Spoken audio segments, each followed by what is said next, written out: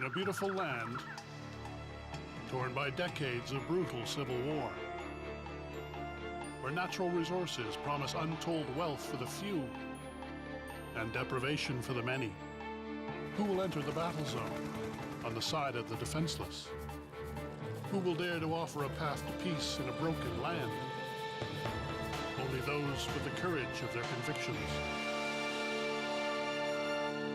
I am a Christian peacemaker rather than a secular peacemaker because Jesus taught us that God has a dream for humanity. It's called God's kingdom, and we are invited to enter that dream and to do what we can to bring it about. An ordained Basilian priest, Father Bob Holmes provides pastoral support for an organization called Christian Peacemaker Teams. Our motto is getting in the way, and it is a double meaning. The first Christians called themselves the Way, Jesus' way. But getting in the way also means getting in the way of violence. Supported solely by donations, peacemaker teams get in the way in conflict zones around the world. Somehow, the presence of international peacemakers reduces the violence. And our presence is not just our physical presence, it's our cameras, it's our ability to report and to tell the stories, to shine a light on the violence when people don't want people to know about the violence. CPT members pledge never to resort to violence themselves, even if their lives are threatened. We've always known we risked being kidnapped. We've always known we risked dying, that we were willing to risk our lives for peace.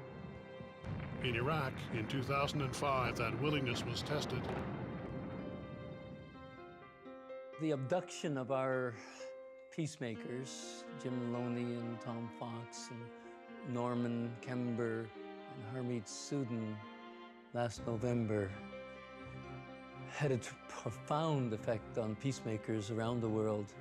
All of a sudden, it was very real, the risks we take. CPT members use the media spotlight to make impassioned appeals. We're a small group, and we can only do a little bit of peacemaking in a few places. But sometimes our voice gets quite loud. After 118 days, 3 of the peacemakers were discovered and freed by U.S. and British forces. But one of their number was found dead, with marks suggesting torture. Tom Fox, the one who was killed in Iraq, was a good friend. I worked with him on team in Iraq, and he was a Quaker, and he really believed in the light. I led the delegation to Iraq a month before Jim Loney led his. It could just as easily have been my delegation.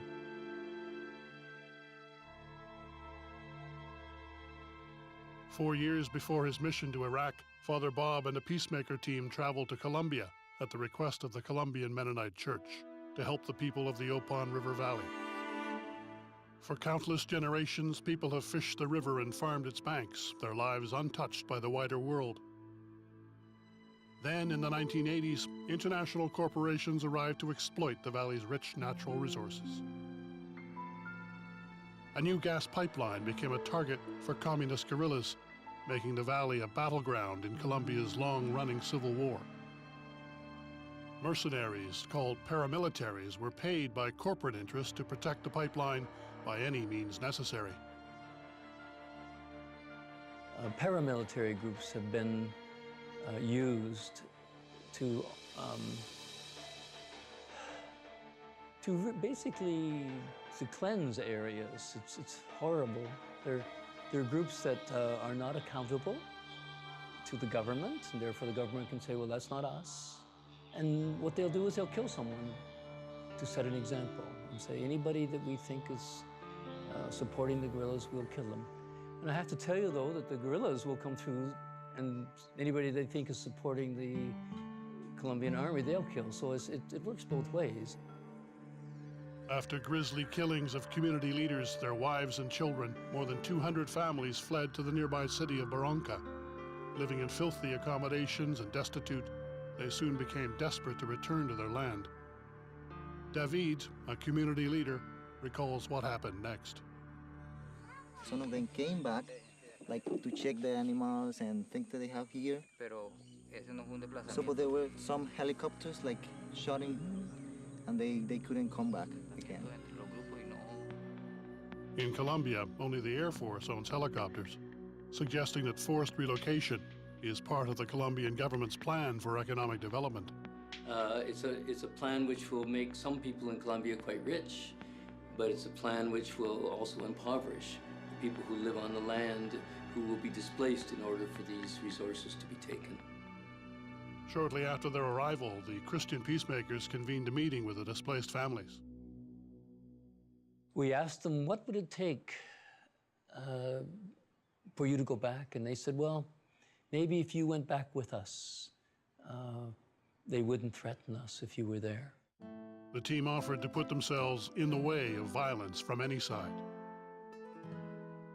We got ourselves a CPT canoe with a flag that says ACAP on it, and we went back, and several families went back.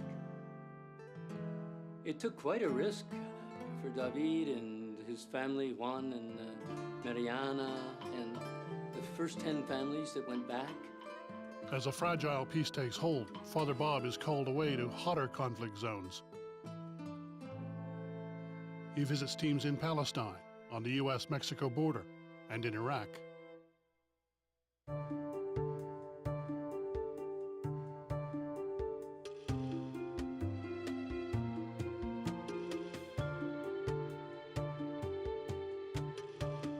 Today, Father Bob returns to the Opon River to discover how the people have fared, accompanied by fellow team member Noah Dillard. He speaks to David.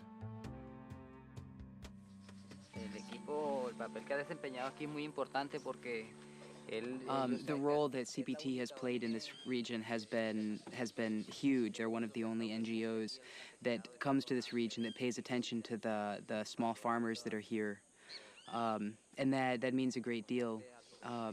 But they have also been involved in really confronting the armed groups in this region, and the paramilitary captured a guerrilla, and the guerrilla signaled somebody out in the community up in Los Nieques, pointed them out as having helped him before. And so the paramilitaries were going to this person's house, and thanks to God, CPT was there, and they put themselves in the middle of it, and the person wasn't killed.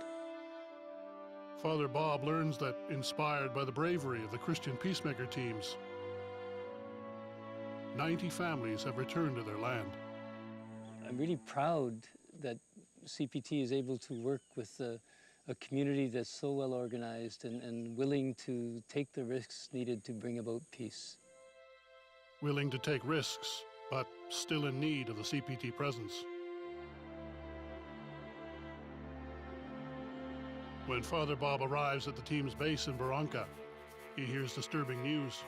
Several of the houses are empty right now, which means there have been people displaced whose lives have been threatened, who have decided it's safer to move somewhere else. There was someone killed earlier in the summer that was well known in the community. He learns the community plans to discuss the situation tomorrow at a public meeting on an island far upriver.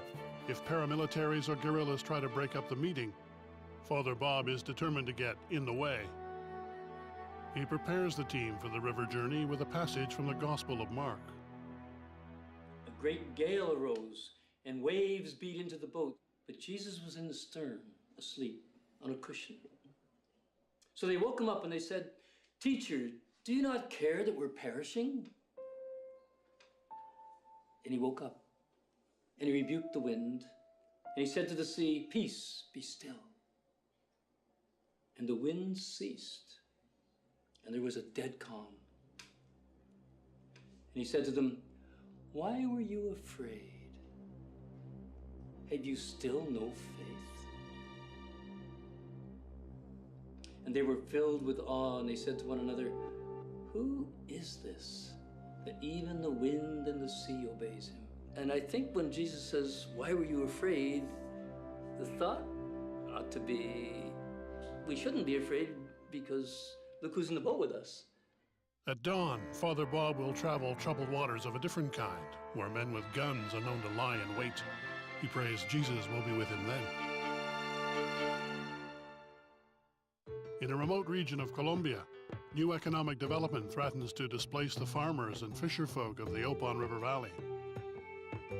This morning, Father Bob Holmes and fellow Christian peacemaker Noah Dillard prepare to travel by boat to a public meeting. They hope their presence will provide protection from corporate-supported paramilitaries and communist guerrillas. The team's shoestring budget can only cover the cost of an aging outboard-powered canoe. They hope the craft is up to the journey. Though a medical condition makes river travel difficult for Noah, he has volunteered to go along. I met Noah last year, spent some time with him here in Barranca. He's unique and brings a very different flavor to the peacemaking. Only 27, Noah is already a veteran of CPT missions and spent 3 years in Iraq before coming to Colombia. So I would say that my idealism has really shifted. I think that I no longer do this work for necessarily the long-term victory. I do this work much more out of a belief that life is sacred. Evidence of massive new development soon comes into view. One of the big things in this area is gasoline. This is, you saw Barranca, the big refinery there. There's a gas line that comes from there. It goes right close by here, about maybe 3 or 4 miles from here.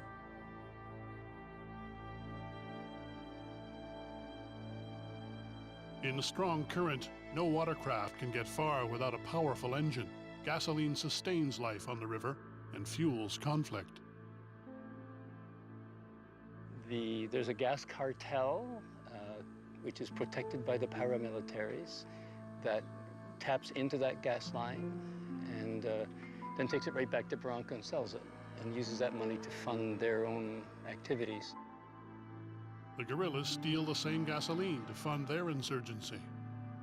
Stolen gasoline at that waterfront is everywhere. After purchasing gasoline, Noah is careful to save the receipt.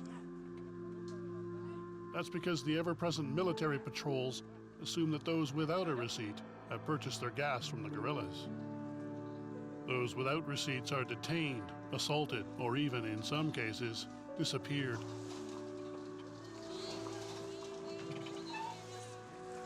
Bend down, bend down. Neither Father Bob nor Noah want to give the military any excuse to disappear them.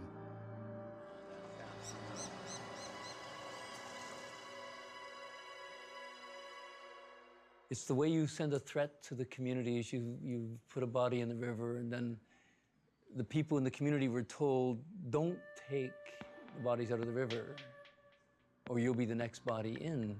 So they would call us and we would be the ones who would go and recover the bodies. Peace of mind in the face of violence is not always easy.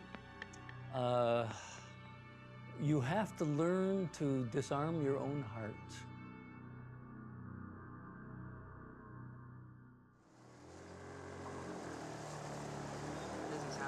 Doesn't sound like it's got power. Less than a mile upriver, the outboard engine falters. Father Bob and Noah try to take it in stride. No, it sure doesn't.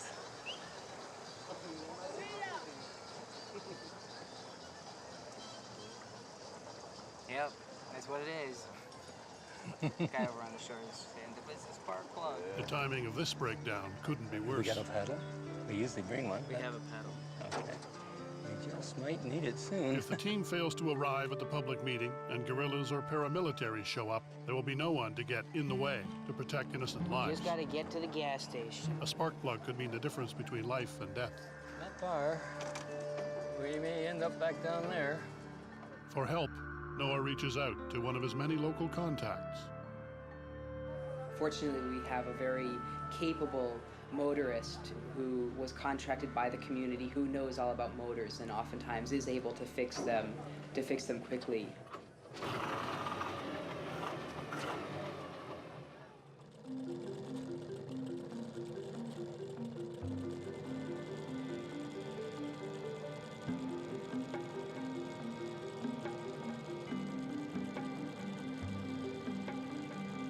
With a new, or at least newer, spark plug, the outboard roars back to life, and the team heads back upriver. They spot something that wasn't there earlier in the day. Okay, this is a checkpoint we're coming to. And it's a Navy checkpoint. This is where we may need the letter I'm carrying. That's a roving checkpoint. I mean, that checkpoint's not always there. The armed men wear uniforms of the Colombian military. No friend to those who help local people stay on their land. One thing that we find very quickly working in situations of lethal violence and war, that you really have to be prepared for anything to happen. In a remote region of Colombia, a mission of peace is impeded by the Colombian military. Okay, this is a checkpoint we're coming to. And it's a Navy checkpoint. This is where we may need the letter I'm carrying. To avoid antagonizing the soldiers, the camera operator lowers his camera, but keeps filming. They were checking what was in the boat, who was in the boat. They were making sure that the gasoline we bought had been bought legally, because there's a whole cartel selling illegally stolen gasoline. Do you have the receipt for The gasoline. Yeah. Receipt. Without the receipt, the team will be delayed, or worse. So somehow you have to say, yes, I have a very good reason for being afraid, but fear will not help. And so I have to let go of my fear. After seconds that seem like hours, Noah finds the receipt and the soldiers wave them on. Beyond the checkpoint, their camera records more armed men in the jungle. Father Bob believes the receipt wasn't the only reason the soldiers let them pass. The Colombian Army, the Colombian Navy, the paramilitaries, or the guerrillas don't want to be on camera. Oh, the camera and the cell phone are lifesavers. They save lives. Delays threaten to make the team very late for today's public meeting. Pushing the old outboard as hard as they dare, they race upriver, passing the homesteads of those they helped return to the valley. There's just the point. And that's a new hut. That wasn't there 2 years ago. I mean, I think it's somebody's fishing shack. Wow. They want to be here and be fisher folk and plant their crops and raise their animals, and to do that in peace. And so that's what we're hoping for. And so our presence here makes it a little easier for that to happen. It doesn't mean they don't get threatened. It doesn't mean that people still don't get killed. I get feedback from a lot of people telling me how brave and courageous I must be. But I believe that the people who are really brave and courageous are those people who continue to live their lives, continue to reach for their own humanity, and live in the midst of this warfare. Father Bob senses they are nearing the meeting place at last. You're looking more familiar now. It all looks the same though, doesn't it? But the river has branched into several confusing channels. Now, I think this is where we both thought we were before. And I think this is the exit to the Magdalena Media. Around the next bend, their destination comes into view. As the helmsman cuts the engine, Father Bob and Noah expect to hear sounds of a public meeting in progress, but the island is silent. A young boy stands on the shore, all alone.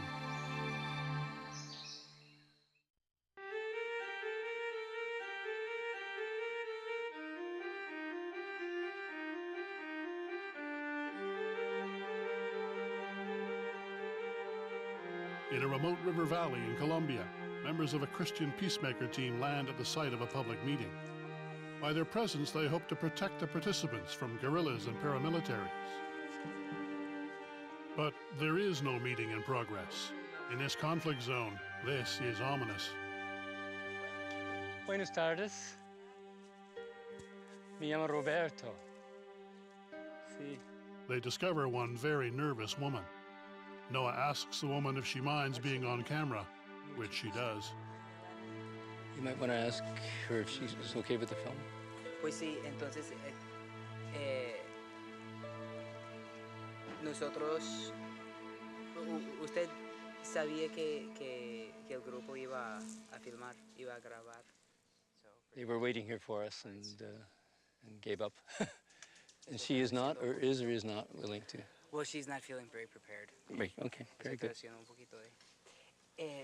She's saying that so everybody, she's here alone.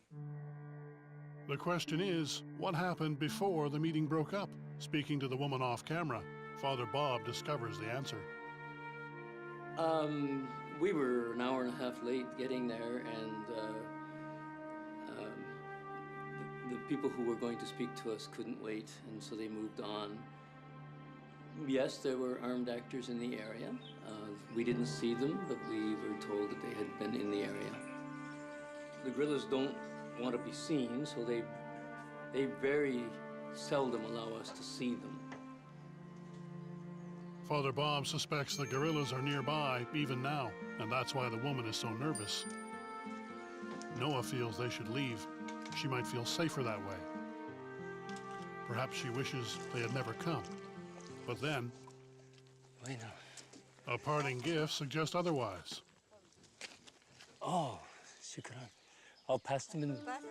Esteban y Alfonso. Listo. Bueno. Noah takes all of today's setbacks as a spiritual opportunity. I think that situations like this just remind us that we have to reflect and take a breath and step back and just have faith in the workings of all this. A quick check with community leaders confirms that today's public meeting was not marred by violence. Perhaps God was not in their boat today because he was at the meeting instead.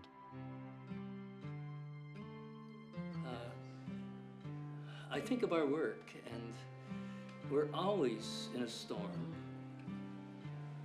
It seems we look for storms, that's where we work. And we work as a team, so we work in a boat. And the boat's always rocking, and we're always figuring it's sinking. It seems it's perennially we're bailing this boat. The pastoral support that people like Bob give us really enables us to live in these dark times, recognizing that we are not alone, that we are not forgotten, that indeed God never abandons us. We have to really believe that Jesus is in the boat with us. And therefore we dare go into a war zone and say, peace, be still. My dream for this region is to have it be like it was back when I was a child.